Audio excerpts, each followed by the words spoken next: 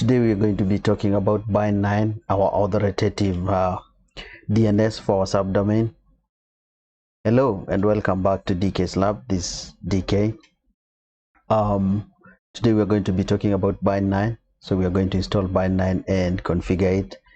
If possible, we are going to do both the primary and the secondary.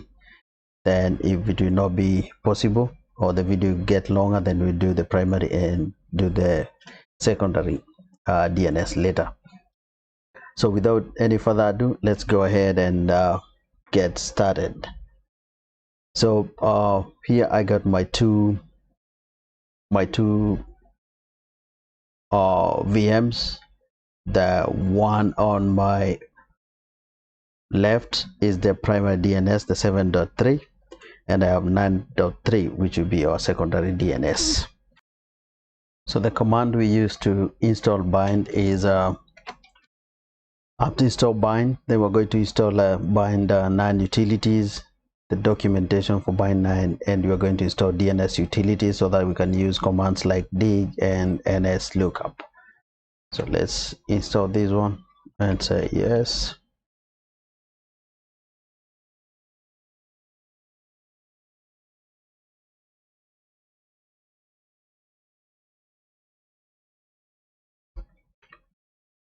So this is done. Let me clear screen so that I can go on the top.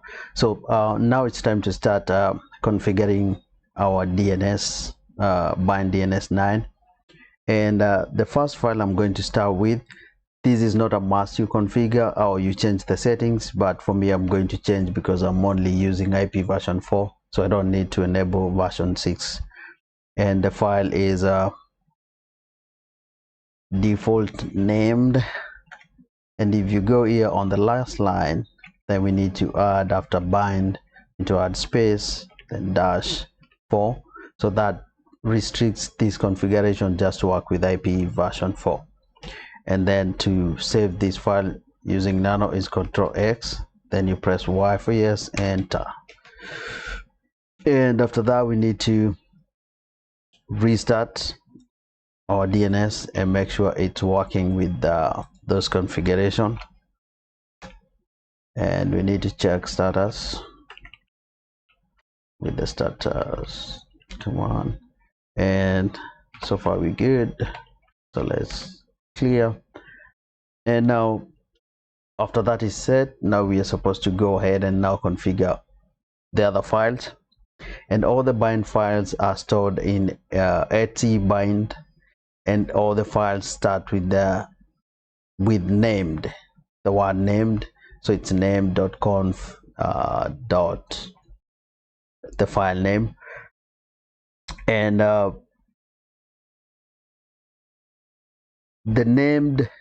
word named is a short form for named daemon. And the first file we are going to configure is name.conf.options. And if you look at this file, it has like a template of how the configuration should look like.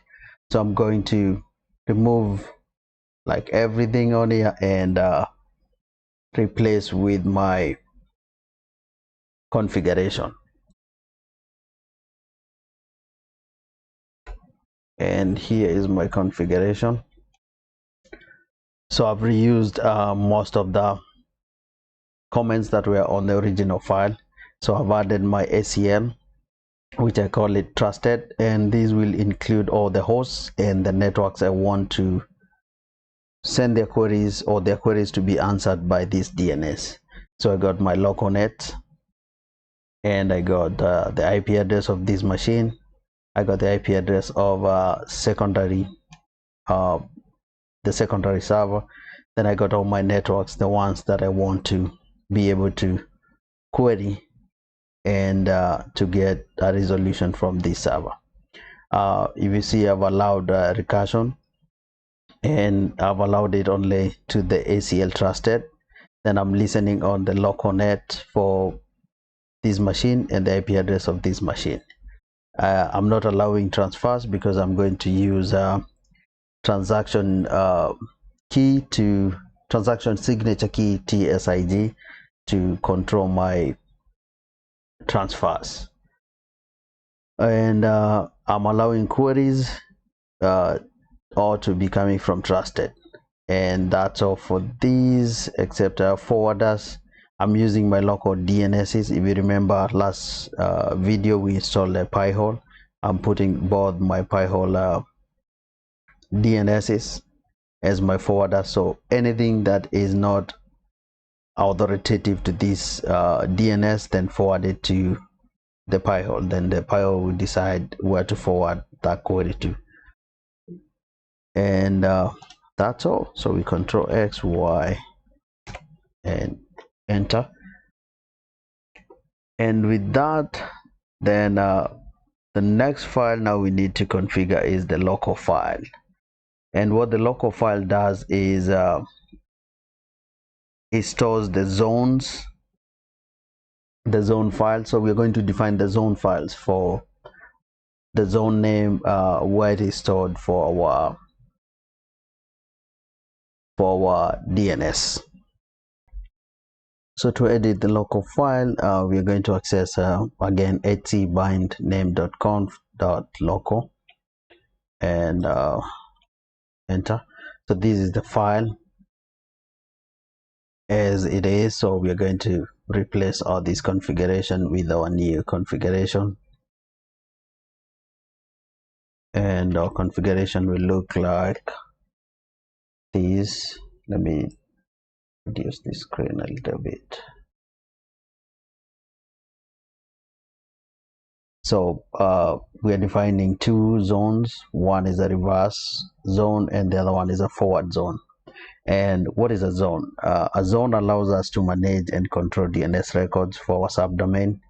So we are going to have our subdomain names defined on these records. The forwarding one is the one that looks for the domain name, using the domain name, goes and finds the IP address and translates or sends back the IP address of that fully qualified domain. Then the reverse one uses the domain, checks the domain name using the IP address. And so these are the only two files to put. The one thing to note is how we are naming our the reverse zone. It's db.172.16. If you noted earlier on my networks, if I may show the diagram, all my networks, they have the first and the second octet the same, and the only changes are on the third octet, from that octet going forward. So that's why the name is using the first two common as the name, then the other ones we're gonna have to enter them manually because they're not like the same on all devices. If you have a single network which has the three octets all the same, then you're going to name your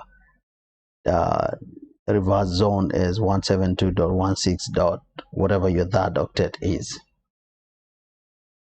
And with that done, then we're going to save this file. Control yes, enter. Now that our zones are specified in bind, then now we need to create the corresponding the forward and reverse zones files. But first we need to create the location or the directory where those zones will be stored. In our configuration, that location is etc bind zones. And when I say in our configuration, I'm referring to .localconf. If you look, we have the etc bind zones here as our directory. So we have to create that directory.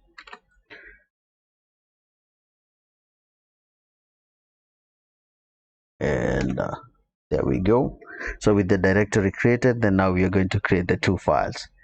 But before we create the two files, it's good to show you how that file looks like. And bind as a template for us is how a zone file looks like. So it has a TTL and that is time to live, and that is the duration a record is stored in the DNS cache before being deleted. Then we have a class, which is the SOA. In our case, is the SOA record. We also have a type. The network, we have a network type, which is internet. Then we have the serial, which is like a numerical number for that zone file, and this number will be used by the secondary servers to get the updates for the zones. So when this number changes, the primary, if you have said notify all, will notify the secondary of the changes, but the secondary, when requesting, they use the serial number to compare and see if there are any changes on the DNS. If the serial number is the same, then it will assume the files have not changed, and so no transfer will happen. Then we have other parameters here. The refresh, this is the amount of time secondary servers wait before checking for the primary server if the zone was updated. Then a retry, it's the duration after which the secondary server retries to query the primary server after a failed attempt. Expire, this is the duration that a secondary server stops querying the primary server if all previous attempts fail. So it's like the time it will observe before it gives up. Yeah, and all these parameters are under BIND9 documentation. You can read most of these values and how they go. For the serial number, I normally use the date, so I use a year, month, day, and another 2 digits for hours, but I leave them as 0 for my configuration. So let's go ahead and now configure our zones with that information in mind. Okay, let me add more on the records. The A record, that's an IP, it maps a host to an IP version 4.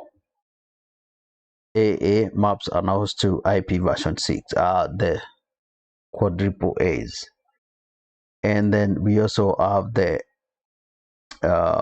NS, which points to the DNS server serving the domain. Then we are going to see other parameters as we go on. We have CNAME, which is an alias. They call it canonical name record, but it's an alias for a real name redirection. Then we will also see a PTR when we are doing the reverse, and that will be the IP address to domain name mapping, and that would be needed for reverse name resolution. Then SOA, that's a main zone file, and this is always the domain name, and this is the email address that is managing that domain. So let's go ahead and create those files. So first zone, which is forward zone, is on bind zones, and the name was db.local. The subdomain is local, and my domain is dkslab.com. So let's go ahead and create that file. It's an empty file because it's a new file, and I'm going to plug in my configuration. And as I explained earlier, these are the files. As you can check, this is the date, the year, then I have the date, the month, the date, and the 2 other digits. If you see, I've put in my domain that this server will be serving, which is local.dkslab.com, and I got the email address that manages this domain. Then I've added NS records, and these ones are mapping to the network servers. So I have my primary server, which is the one we're configuring, then NS2, which is our secondary DNS server 9.3.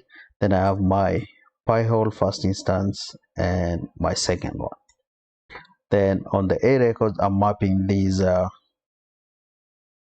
NS records to their respective IP addresses. And then I have another comment not to mix the two. You can put all the A records or as like on one list, but for me I separate them from the other name servers. So I have my networks alone, then I have the other ones for the common. So I have going to have another, will be my Docker host on this IP address, and I'm going to have a traffic Docker installation installed on a Docker on this machine, and that's why I have a CNAME, which is an alias with this domain. This is the domain name, and it is pointing or redirecting to this the other domain, which is simba.local.dkslab. So with that said, we are good with that configuration. So let's do our reverse configuration. So as we have said, our reverse zone on the conf.local was called db.172.16, and the configuration I'm going to map in is this one. I got again using the same format. The only new thing I want to point in here is the PTR record, which is the reverse configuration. And if you remember, we called it 172.16. So this is the first two octets. Then we're going to finish the third and the fourth octet, the third and the fourth, and see how they are being put in reverse. So this should be the fourth octet if you were to write it. So if you look at here, it's 3 and 7. So you put it from the last going to the third, then you map it to their domain name. And this is what our DNS will be using to map IP addresses to names. So let's Control X, yes, and save. So now with all those configurations, let's go ahead and look and do a check on our configuration syntax, see if we have any errors. And the command to do that is named dash checkconf, and that one looks good. So to check all the files, you can put -z option, and that should check all the file. So it's going to tell us the dks.log is loaded, and it will show us the serial number. The same with the reverse one. As you can see, we have some other records here which were their default configurations that come with bind, and we are going to disable them at some point later as we go forward. If you don't want to use -z, you can use the command checkconf, then give it the file name and specify the path. So we got the zone and the path to the zone, and that should give you the same message, and that should work similarly to the other zone, or for any other zone you have. So just put the name and whatever the path is. And with all those configuration done, it's time to restart our bind and see if it will pick the configuration, and we can check status 2, and it shows we good, enabled and active. So Control C, then I'm going to create screen so that can be at the top. The next thing I do after that is to enable, because I always have firewall enabled on all my servers, so I need to allow BIND9 to be able to respond to queries, and also I need to open the ports for BIND9 on the firewall. So with allow BIND9, that should open all the ports needed. If you want to do it manually, you can have another command I normally use to enable both ports. You can allow 53 TCP, and you can allow 53 UDP, and I have comments in between, but you don't have to put the comments or use that command. BIND9 opens all the ports you need. And we can check the status for the firewall, UFW status, and as you can see, we have BIND9 allowed anywhere, both for IP version 4 and version 6. So with our settings and our firewall all ready to go, the other thing I need to do on this setup is to add a transaction signature key, which is in short called TSIG. And transaction signature key is the secret key for authenticating transaction for both whatever multiple DNS servers you have when they're transferring the zones, or when the primary is notifying or the secondary DNS is about the changes on the zones. And TSIG uses HMAC, which is hash based message authentication code, and that means it's a symmetric encryption, and that trust is required between all systems. So the key we are going to have on the primary, that key should be also available on the secondary, exactly as it is. We are not generating like different key for each server, so it's the key we generate on the primary will be copying to each and every secondary we are going to have set up. If you have 3, we are going to copy to all. And so without any further ado, let's go ahead and generate the key. And the command to use is TSIG keygen, and give it the name of your key. Mine is prime, which is primary dash secondary dash then my domain name, and that should generate us a key which looks like this. And I'm going to copy this key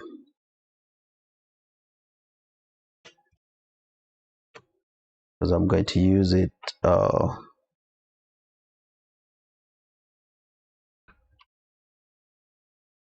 so we need to go and create another file that's going to contain our key, and mine is called name.conf.clays. You can call it name.conf.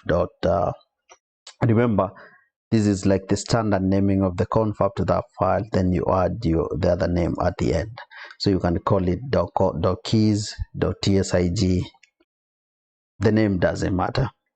So that's my name, and I'm going to put in the key as it is, and I'm going to add another 2 lines here, which is the server. So I'm going to point to my secondary DNS, and I'm going to say we're gonna be using the key, and this is the key.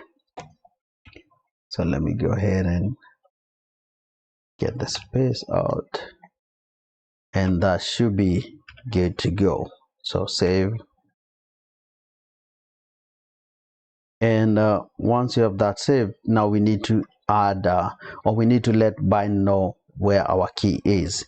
So to do that, we're going to edit the file etcbind-named.conf. So once we come here, we need to add the key down here, and I'm going to Ctrl V. If you remember, our file is .conf.clays, and if you remember earlier I told you we have default zones that come with BIND9, and they're the ones referenced on this line. So we are going to comment this line because we don't need to load those zones. And after commenting, I'm also going to add another line up here that we say we don't need the default zones configs, and that's why we have them in comment there. And that should be it for creating the key, adding the key configuration, and letting BIND9 know what's the name of our key file. So let's go ahead and check if our configuration is correct or we got any errors. And remember, the command I used earlier was name check of -z. And now what you will note is we don't have more configurations on this list if we are not having any errors. So let's go ahead and see. Yep. And so far this looks good. And we don't have the big list as we had initially because we have disabled the default. So let's restart the service again, and it looks we are good up to that point. Control C and clear. So the next thing we're going to do is to add logs, or to add logs to bind. And to do that, we are going to create a directory where we are going to store the logs, and that will be var log and in the folder called bind. And I'm going to change permissions for this directory, and I'm going to give change owner to be bind. And from there we are going to create the log file itself and configure what to log. So I'm going to create a new file and again bind, and this time I'm going to name it name.conf.log, and that file will be empty. And I'm going to put the things I'm going to log here. I'm going to log transfers, notifies, DNSSEC queries, and general info. One thing you will note is I have queries with comment down here, and that's because by default queries will grow much faster and become a large file. So that's why I don't want to enable it. I will disable it later, but for testing we can enable it, but it will go faster, so you don't need to like track it, but you can keep it there when you want to debug and troubleshoot your DNS. Then you can just uncomment and you'll be good to go. So with that done, we are going to save that configuration file. Control yes, okay. So with that file saved, we need to go and let bind know the name of our log file. If you remember, every new file we create, we have to go and add it on name.conf. So again, at the bottom, we're going to add include and now the name of our log file. And with that done, Control X, save that one. Yes. With that change, we can check if our conf file is configured again correctly, and it seems to be all set. So as always, I'm going to restart my BIND9, and I got an error. So let's see what is not happening. So it looks like our log config gave us some issues, but let's do one more configuration. That might be the issue, because if you have app armor installed on your machine, then you need to change some settings in there. So let's go do that config and see what we got. So Control Z, Control C, clear, and let's see what we got.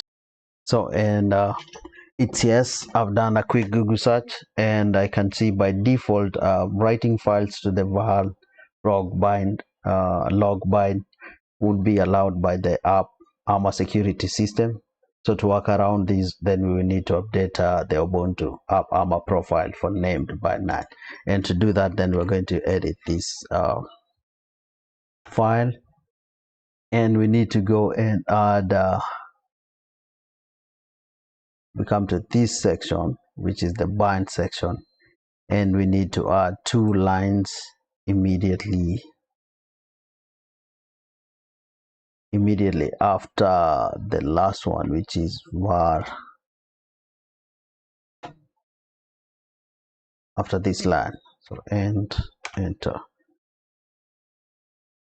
we need to add those 2 lines, and after that we should be good. Control save, enter, and now we need to reboot. So sudo system ctl restart app ARMA, and with that done, I think we should be able to restart BIND9. Yep, and that was it. That was the issue we had. So we had to configure the app ARMA. So we didn't have any errors on the configuration. So now we are going to, since we have restarted bind, then our configs should be good. Let's go and check on we should have some logs. Let's see if we have any on beacon card var transfers and see nothing. What are the log we had here? Notify. Yep, we got 2 logs for notify, so our log settings are working.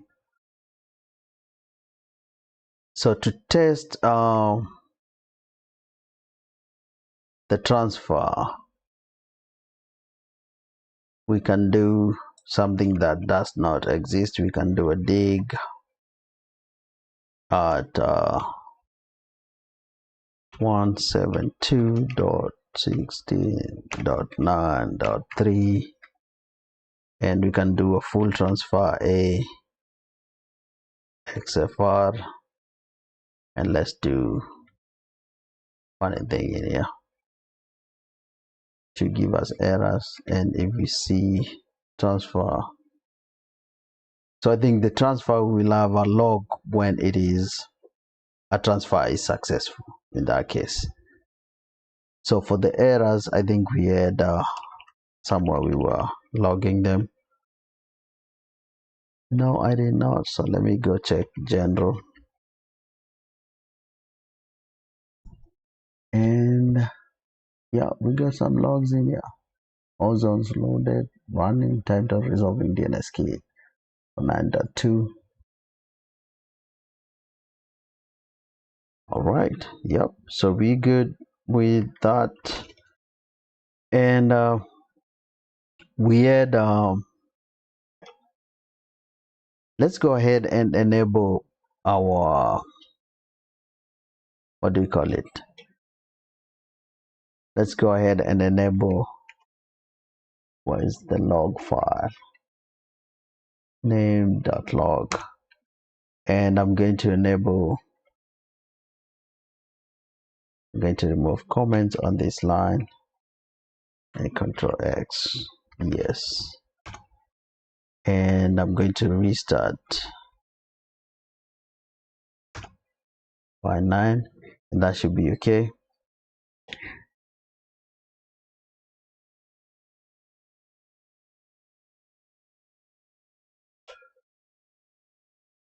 Control copy. I'm going to tell the queries on that one. Then I'm going to do a dig on the server. So I'm gonna say add 172.6.7 and I'm going to request what local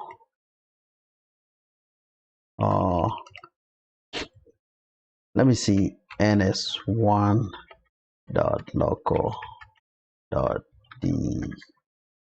dkslab.com. Let's see what we got. So as you can see, we are logging that query, and we also got an answer for this one, and it's being translated to, let me put these guys back here, it's being translated back to the correct IP address for that what we call it, for that machine. So if we do Simba as well, this should return .20. So these so now the queries are being able to be answered by our DNS. And if we do the CNAME, if you remember the CNAME, which I can't remember, the CNAME was traffic.dashboard, and these should be able to return us an IP address of 20.2. And yep, that is the case. So that's all we had to do for our primary DNS, so we'll be able to resolve our